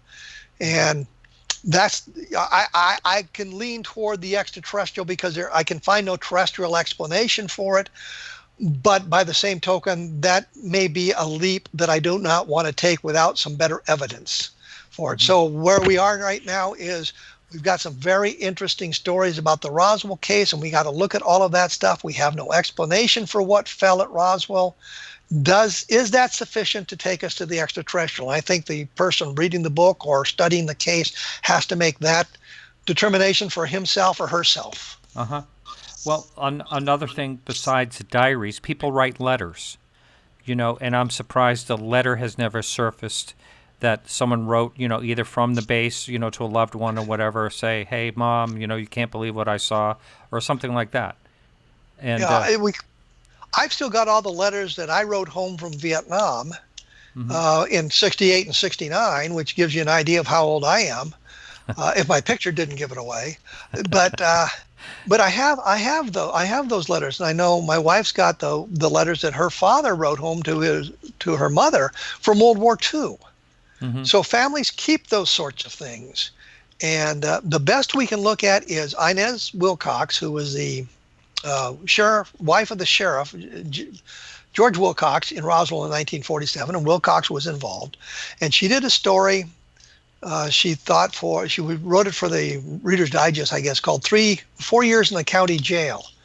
And the gag was, of course, she was the matron for the jail when her husband was the sheriff. So they weren't incarcerated, they were running the jail. And in there, she put the story of seeing the crash and the little men. The problem with it is it's not dated. We don't know when she wrote it. And it was an addition that she added to the story after the original story had been written. It never got published, but it was, I think it was like page 8A or something like this. And there was this paragraph about the UFO, the flying saucer crash. But it's not dated. I found out that she had passed away in 1989. Well, the Roswell Incident book came out in 1980. So it wasn't like, she could have been contaminated from that source, or some of the documentaries. I think In Search Of did something on Roswell in the early 1980s. So it's possible that she had seen that. But that, we've got that document. It's interesting, but without a date on it, we're just kind of, she could have written it long after the story became well known in the public arena. Also, when you were talking about the Marcel's supposed diary, it would be very hard to prove that diary is from 1947, because there could be so many, there are, I just see so many different ways people even fake things as early as Abraham Lincoln autographs and things like that. There's ways to find Civil War paper. There's ways to find, 1940s diaries that are empty, and it's going to be a real tough one to prove, I think. Well, but then you can look at the ink, and you can look for anachronisms.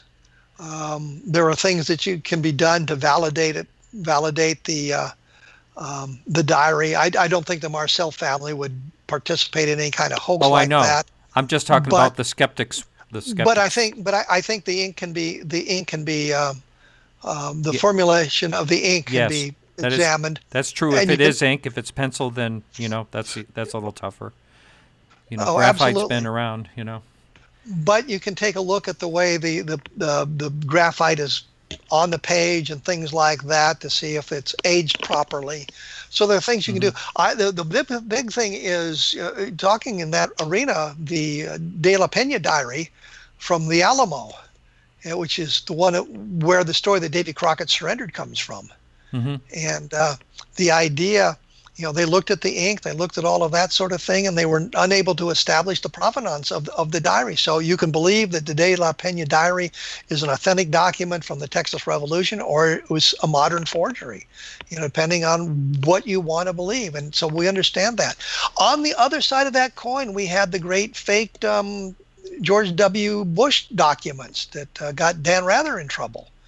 And they were able to establish that the documents were modern forgery. Oh, yeah, that's right. Wow. And he just went down the tube on.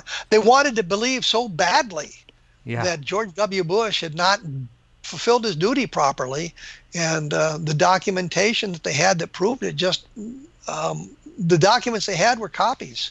They didn't have the real documents. And at that point, you're dead in the water and trying to validate this stuff.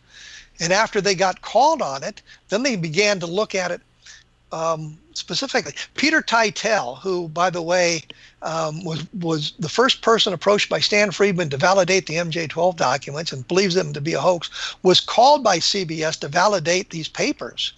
And by the time he got back to him, he was out of town or something. By the time he got back to him, they had found other document examiners to look at it. But Peter Teitel was originally approached by CBS to validate those documents. So now we got Peter Teitel, who's tied into MJ-12 and the great George W. Bush document forgery fiasco. Wow.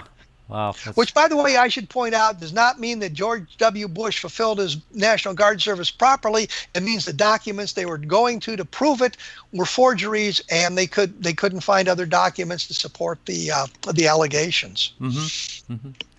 Yeah, I think I'm going to attempt to take a phone call now. As I mentioned earlier, I'm on this little tiny Mac computer, and I'm not really sure if I'm going to be able to, but that phone number is going up on the line right now. If someone wants to call in and ask a question, that number is 603-967-4030. I get calls all the time off hours, and someone called the other day and asked to speak to Stanton Friedman because I did a show with him several months ago. So they watch it on YouTube and watch the number come up. So this is Showtime only. This phone number is active Showtime only. And so if someone wants to try to call in, go ahead. Would they like Stan's phone number? I have it. I'm sure he'd appreciate me giving it out. Yeah, that's right. Let's give it over live. Yeah. Yeah. So I'm sure there's other questions up on the chat. And let's see. I just want to see if I can pull up anything right now. But the direction that you think, until we have either someone call in or I find a question up here, what do you think the direction is going? Pretty good as far as ufology goes, or what's your thoughts on it? Some people, you say they should drain the swamp, on and on and on, but what do you think in general? Since for instance, since the we have a call coming in, it looks like I'm not able to join the call, so we're going to have to take down the call number. I'm sorry. I'm using a different computer, and I thought it would work. No call tonight. If you have any questions, please just put that in the chat room, and I'll try to get to that. And so I was asking Kevin, what do you think the direction of ufology is going in general? Oh, I'd like to say I'm hopeful, but I see too much nonsense being embraced. There was a woman on a radio program, a year ago or so, that decided that her research had proven that none of us had been into Iraq. We had actually been to Mars. Oh, I knew that. And fought on Mars, and then we were brainwashed when we came back to be convinced we were in Iraq. And people buy that nonsense. There's these guys claiming to be time travelers. If you're a time traveler, give me the lottery numbers, please. Thank you. Tell me what stock to buy tomorrow. What's the price of gold going to do? Anything that I could become rich on. And they embrace this nonsense. One guy claimed that he had been abducted as a teenager, fought on Mars for 20 years, and been returned home like 15 minutes later after he disappeared through some kind of time manipulation. And I'm thinking, people buy this crap? Yeah. And unfortunately they do. But it's been that way since the beginning. You had the contactees with their nonsensical stuff. George Adamski was, his pals on Venus. I'm thinking, what kind of metal do they make their spaceships out of on Venus? Right, 800 degrees there. Doesn't it get really, really hot? Yeah. What kind of air conditioning bill do they have? And I see that stuff, and I think, people just don't apply any logic to what they're being told. Some of the stories are just so outrageous, and people say, that's true. And the next thing you know, they're spouting that stuff off, and that's kind of worrisome. And I know that there's been people waiting for the old guard in ufology to die off so the young whippersnappers can take over and get us to the answers. But I'm thinking if they don't have any better powers of critical thinking than they've displayed, they're going to take it off into a really weird place. Well, I think a lot of that is the people that latch onto that are looking for something to latch onto. I think there's a lot more logical, like the flat earthers or any of that. But I think there's a lot of people out there that are more, well, at least the people that listen to the show, I get a lot of email. They like the fact that I try to follow logic as much as possible and try to keep, away from the fringe as much as possible. So I think there's just a segment. But on the other side of that coin, I come on your program, for example, and I try to explain logically with evidence what has happened and what's going on, and then I'm attacked and vilified. Well, you're nothing but a shill for the Air Force. You're some kind of special agent for the Air Force with a mission to a disinformation mission. I've actually had someone write me about you. Yes, something similar. Yeah. Mm-hmm. Well, there you go. But the point is, if you look at the evidence and where it goes, I go where the evidence goes. That's where you should go.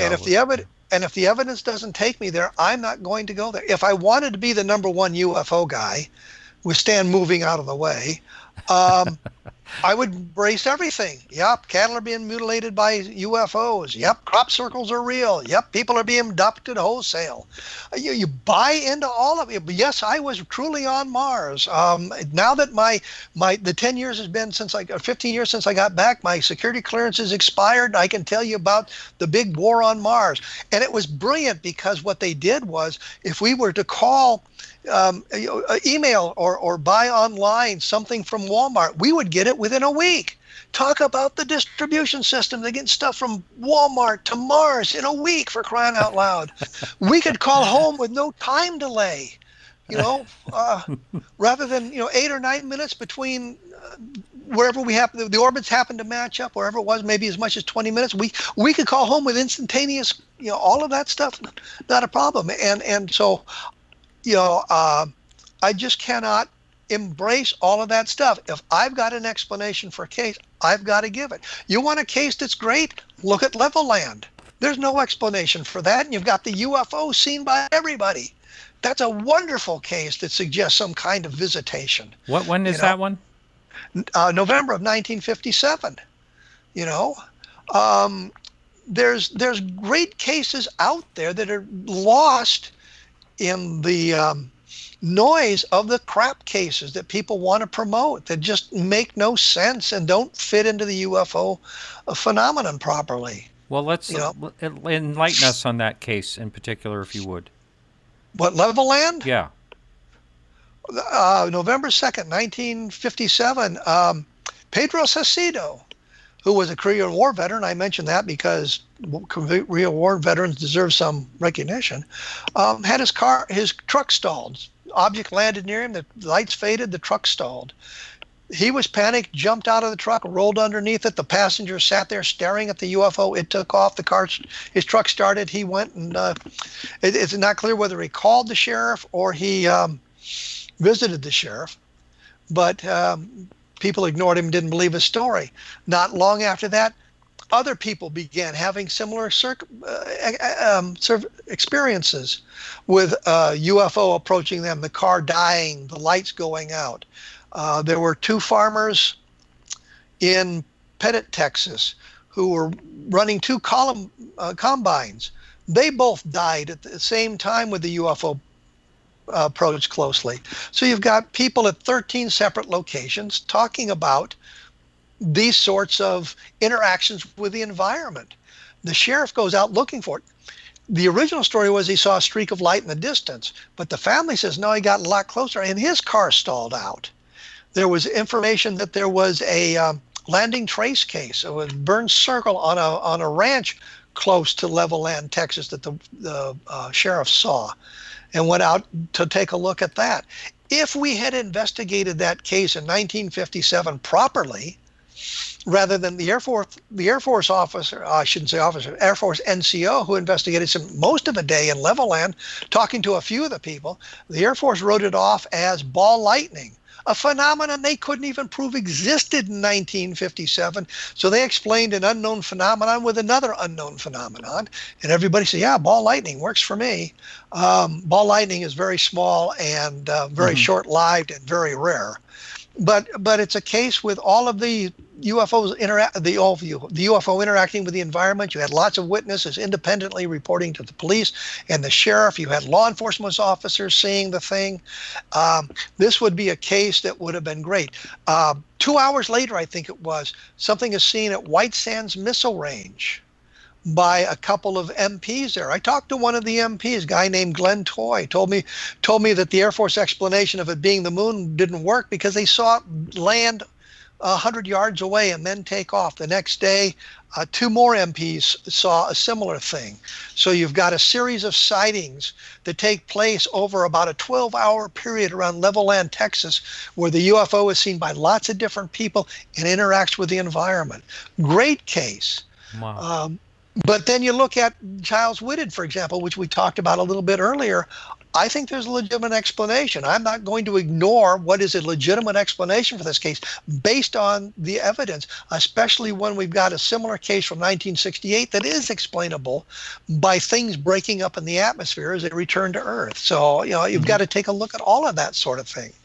Yeah. And but if I wanted to be the number one UFO guy, yeah, Roar, Texas, yeah, alien spacecraft crashed there. Yes, I'm on board. I'm on board. Well, in fact, I was at Wright-Patterson Air Force Base, and now that I'm out, I can tell you, I saw the bodies at Wright-Patterson Air Force Base. I was right there in the hangar with them and looked down at them. Me and Corso.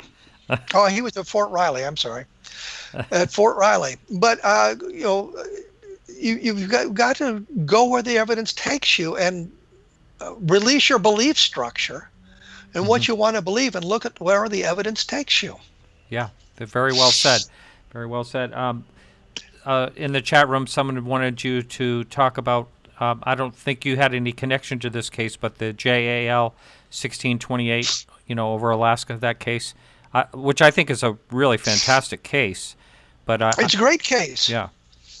I actually FOIA'd a couple of radar operations on that to see if I could determine a little bit more about the radar, and got a quick response from the Air Force on that. What I was trying to do is a lot of times the radar facilities feed the radar information to different entities like the FAA or the Air Force. The Air Force puts its own discrimination on the radar returns. The FAA puts different discrimination on it to weed out the mundane, like birds and that sort of thing. But you've got a great case. You've got pilots who've seen the thing for a long time. What is more important about that is the reaction to the guy lost his flying job after reporting the UFO. But I don't think there's a good explanation for that case, and I think it's a wonderful case with the only bad thing is they didn't get a good picture.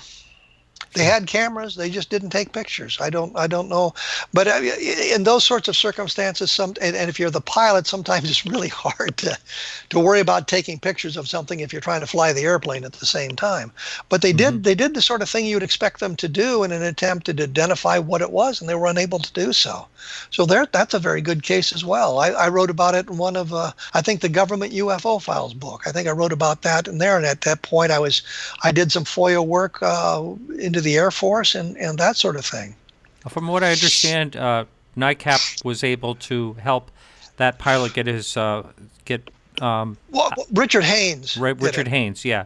He was able to get his flying job back. He'd been demoted to a desk, and he did manage to get back into a flying job. But that also kind of underscores that, well, if you see a UFO, you may lose your flying job. Yeah. Which would inhibit people from talking. Well, I didn't see any of that. Wasn't it in the Close Encounters where they asked the airline pilots, "You want to report a UFO?" I said, "No, I don't think so." Yeah. I didn't see anything. Yeah. And I understand, but I think that's loosening up. We've seen evidence of that recently with the Arizona FAA situation, also Oregon, and the Irish. Well, Irish, that's Ireland, a whole different thing. But still, there's been a couple of cases where the FAA has been very responsive. At least I had Tyler Rogoway, who writes for the War Zone, and he was able to get information right away, even recordings. So it seems like they're loosening up a little bit.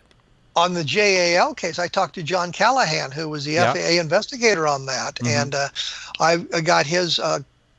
After he'd given his talk at the citizen hearing in Washington, D.C. in 2013, I actually got the transcript of his remarks. He gave them to me. So when I did my report on it for the book, I had his remarks from his talk, and that the things that he learned, because they had the radar track of the object, and they could put together everything in a timeline. The one thing he did say is that the CIA guys showed up and said, we weren't here. We didn't hear this. We're not here. Yeah. So that's a good case, and I talked to John Callahan for a while about it, and got his the transcript of his remarks. So I have some good information on that came from another one of the people who was directly involved in the investigation. Right. And just we only have 3 minutes left. Just for, again, we have a lot of new listeners, and someone has written in the chat room, I'm going to look into that case or whatever. So can you give the overall of this case, what happened? Which the JAL 1628. Well, it was just the pilot and the crew of, I think it was a cargo plane as opposed to a passenger plane. Right. Had seen the object, kept track of it. They made a number of turns to see if they could get any more information or how it reacted to their turns, and eventually it disappeared in the distance, and they flew on and completed their mission. But there's the radar information about it. I mean, if you go to the internet, look up JAL 1628, and you'll get a lot of information. I think it's in I can't remember if it's in the government UFO files book that I did. You can go there and take a look at that, which is available on Kindle. You could be looking at it in 20 minutes or 20 seconds. I don't believe I did anything on my blog about it, though. I don't think that's on the blog yet. So and that was really an amazing thing. It was looked like the shape of a walnut or something like that. Yeah. It was huge, and they had it on the weather radar, which is important because the weather radar is on the aircraft, and then the radar on the ground tracked the thing. So you've got two separate radar returns of it as well. Yeah. Two independent radars showing this object, so there was something real there. And they did that big circle, and the thing, thing followed along, which is something else. And I don't know. It must have scared the heck out of them, I would think. How do you explain something like that? It's such a mystery. Yeah, I don't understand why in today's world people would be frightened by this, but I read all kinds of cases where the first reaction is fear, and I'm thinking, I think flying, I would have fear of flying more than anything else. If I was a pilot flying a plane and I saw something, you just feel vulnerable up in the sky, I think. Yeah, I'm not sure I agree with that, because being a combat pilot, we saw lots of stuff in the sky. So lots Kevin, of lights in the sky. Yeah. Called tracers. So if you would give out your blog spot, and how people can get your books and all that. Amazon, right? Oh, Amazon Kindle has the book, so you can get them immediately. The blog is www.kevinrandle.blogspot.com. There's a lot of stuff on there. There's information about the programs that I have, the program I hosted as well. And one of the ones that just recently was Treasure Quest, and about how much reality is involved in that program. They got a lot of people looking into it, and I had one of the guys on the from the show on my program, so you can go listen to what he has to say about Treasure Quest. But that's at www.kevinrandle.blogspot.com. The books are at Kindle. Just type my name in there, and you can find it. And there's usually some information about it, so you can just determine which book you want. The latest book was Encounter in the Desert, which is about the Lonnie Zamora sighting in 1964, which is a good sighting. Mm-hmm. Yay, Lonnie. Yeah, so that's one that I don't debunk. yeah, that's a great one. All right, Kevin. Hey, thanks so much. Pleasure as always. Thank you very much. Appreciate all the time. Oh, you bet. And we'll have you on again as a regular guest, I'm sure. So you take care. Okay. All right. You too. Thank you much. All right. Thank you. All right, everyone. So that's it for our show. And let's see. Next week we have another interesting show. And that is, we have a ufologist from, I think he's Beijing, China. He's actually a Chinese ufologist. He speaks English, a little bit of an accent, but he's very understandable, and I think you're going to really love the show next week. His name is, he likes to be called Chuck, so that's what we're going to call him, Chuck Fay, and he will be on next week. I want to thank everyone that helps out with the show and behind the scenes, and you, the listener, and I also want to thank the people that support the show. All right, everyone, so remember to keep your eyes to the sky.